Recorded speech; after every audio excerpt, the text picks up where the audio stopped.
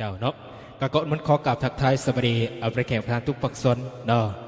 ก็พิเศษโดยเฉพาะแล้วก็ได้วันนี้กาทางทีมงานศิลปตรีเราพยงได้บังคับใส่พิเศษรองการทวารของผู้ใจทั้งเจ้าภาพเจ้าการเจ้างานเนาะที่ใส่อินหาสำหรับทางทีมงานบังคับใส่ในวันนี้กาซิมอบเป็นเสียงเพลงให้จากห้องประจำทีมงานน้องมันยงมอบให้เป็นเสียงเพลงเนาะเป็นจังหวะระบงงามมังลาวสันม้วนๆกับพี่น้อง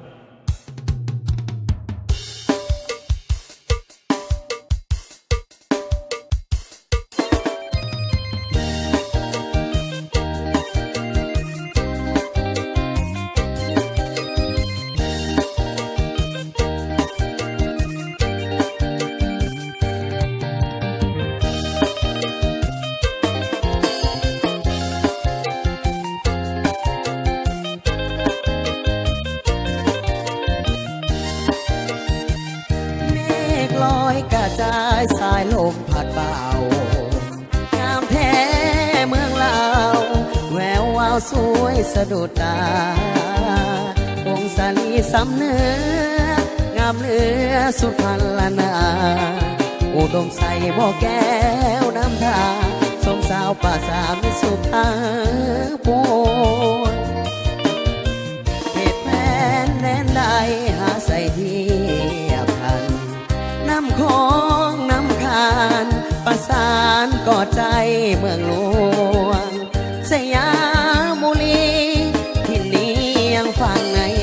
สวงเวียงจันทร์เสียงหัวจากมาแสนห่วงคืนนั้นราตรีเสิร์ชสันเวียงจันทร์นครหลวงใจหลายล้านดวงพอน้อมนมัสการโมลีคำใสคำมวลก็ครวนให้ใจใฝ่ฝันสวรรค์เขตติดสาเล่าอัน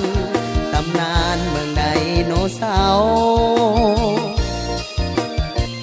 จำปาเบ่งขาวสาวลาวพี่น้องคิดฮอดเสกอนวลน้องงามแท้นอเจ้าอัดตะปือยาเห็นแล้วไอหายโศกเศร้า